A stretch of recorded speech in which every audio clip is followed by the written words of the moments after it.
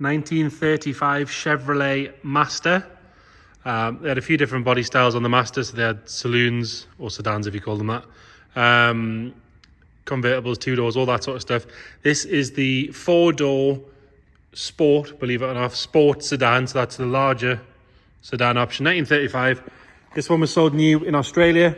I'm sure most of you know, but if you don't, Australia have had a rule for a long time that you cannot import a left-hand drive vehicle into Australia, which is why they get a lot of right-hand drive stuff we just didn't get.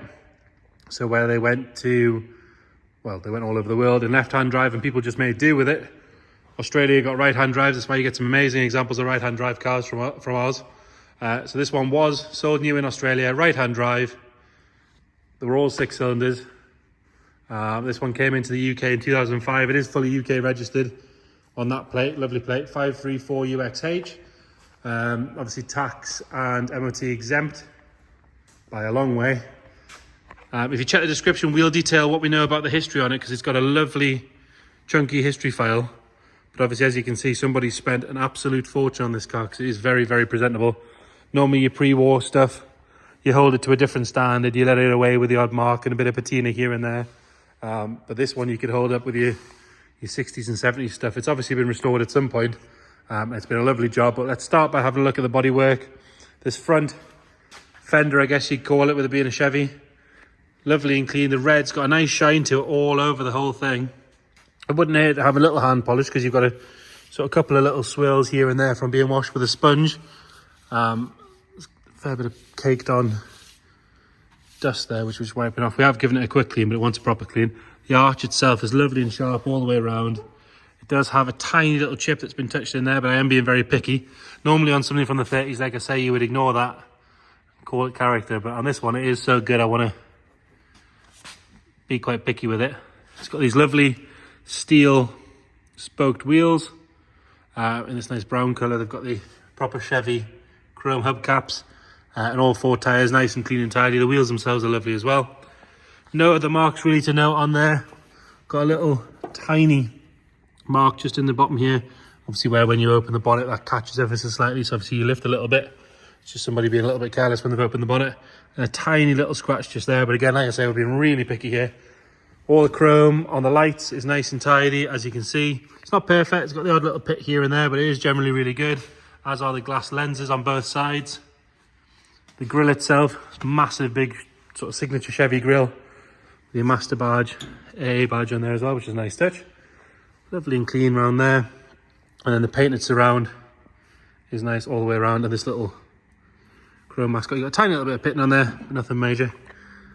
And we do have a little bit of paint flake on the rod that holds the bonnet on, but the bonnet itself, as you can see, lovely and straight. There's no ripples or dents on either side. Really, really good. It's got this lovely gold body stripe with a little black pinstripe on there. Now they are, yeah, that's painted on as well, which is always nice. Little crack in the paint just here on that fin. But other than that, that bonnet on this side is all good. We'll have a look at the other side as we go around. Obviously the structural part, this piece here, lovely and clean all the way up. And coming down at this driver's door, nice and tidy. The running boards are lovely and solid. If they can take the weight of me, big fat man, they can take just about anything else. If we have a look underneath, you can see, nice and tidy, but as you'd expect, it's been in Australia, nice warm climate, no salt on the roads, nothing like that to worry about.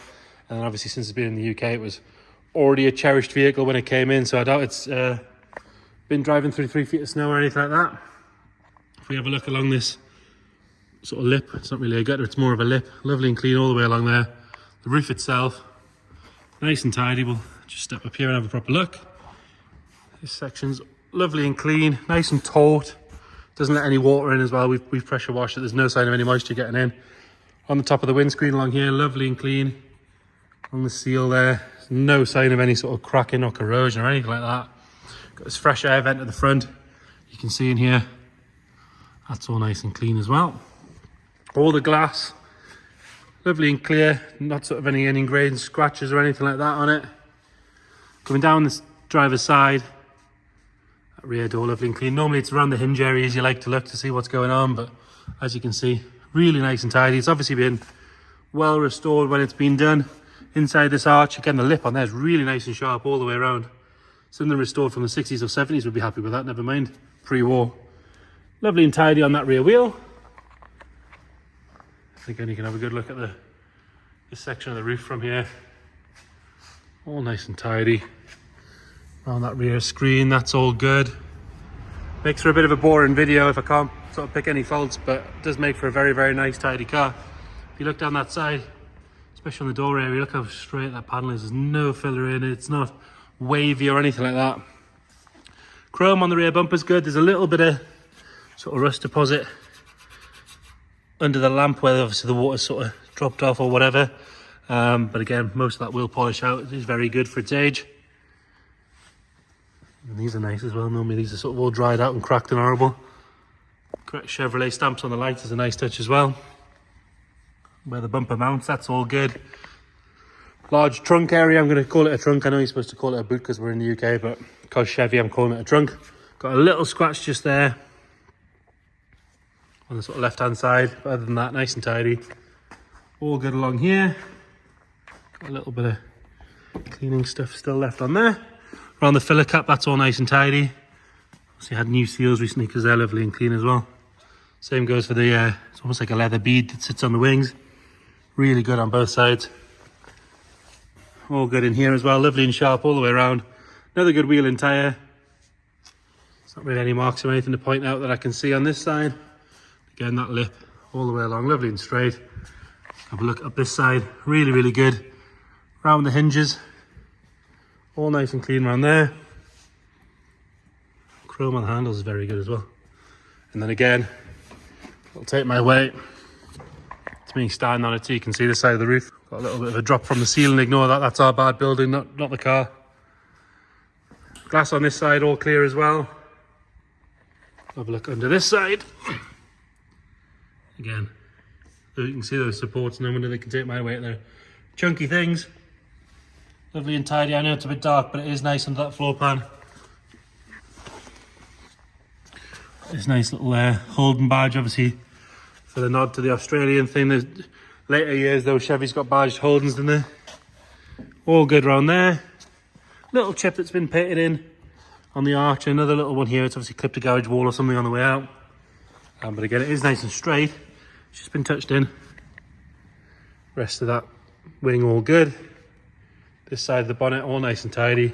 Coming up and down here, that's all good as well. Haven't done a very good job of wiping this car down, so you'll have to excuse that. And we've got a, that looks like it. So that was, yeah, so New South Wales, Australia. Car came into the UK in December, in 2005. So this is obviously telling you 2003 till 2004. So December 2003, 30th of December 2004. Australian license as well. That's a nice bit of history to have with the car. And then coming around on the front, that bumper's all nice and tidy. I've had a good look around the grille and everything so far already.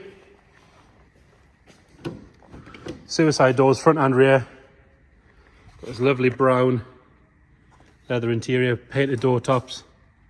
All nice and clean. Then you've got this bit of trim which matches the headlight, which is lovely there as well. See in there, that's all nice and clean. It looks a little bit dirty on the camera, but that is just the light.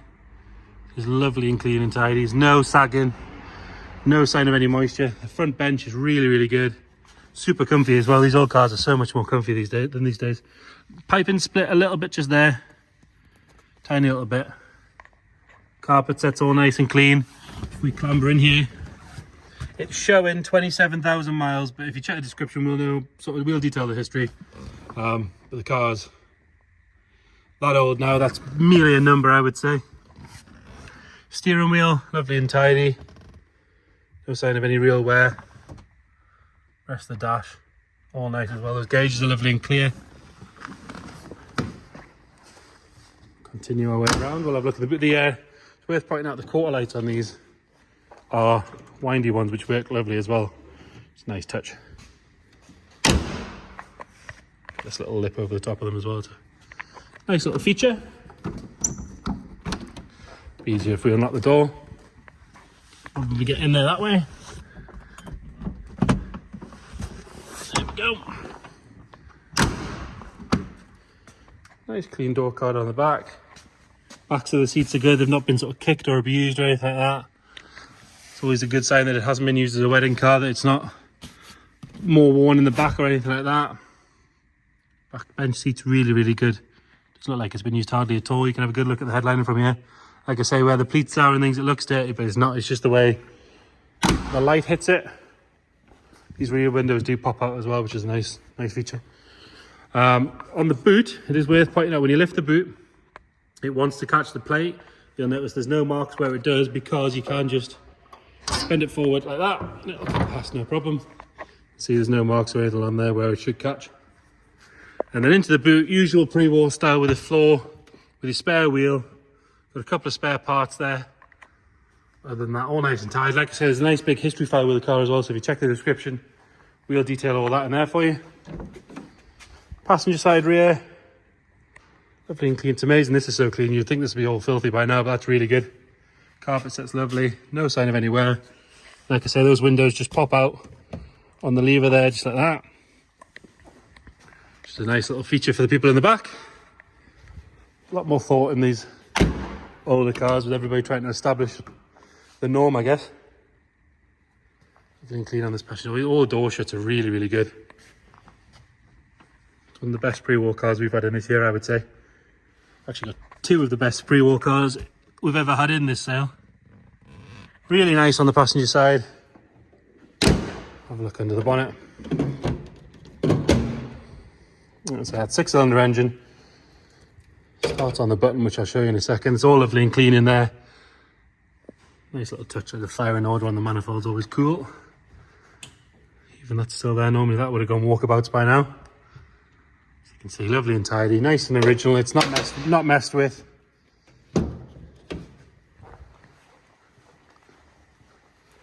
Like I say, that marks from somebody just lifting it like that, where if you lift it, it doesn't catch. So a little bit of care when you're moving these things around. Engine obviously was painted when the car was restored as well, because that's all nice and tidy.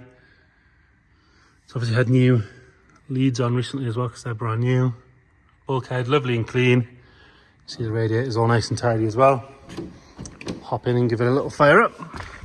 I did briefly take it down the road when we unloaded it. Drives really well, loads of torque. This one's a nice simple one, just flick the key. Make sure it's the right key. There we go. Push button start on the right. And away it goes. Give it a little bit of choke. Give it a little bit of a rev. See it's charging, doing everything it should be doing.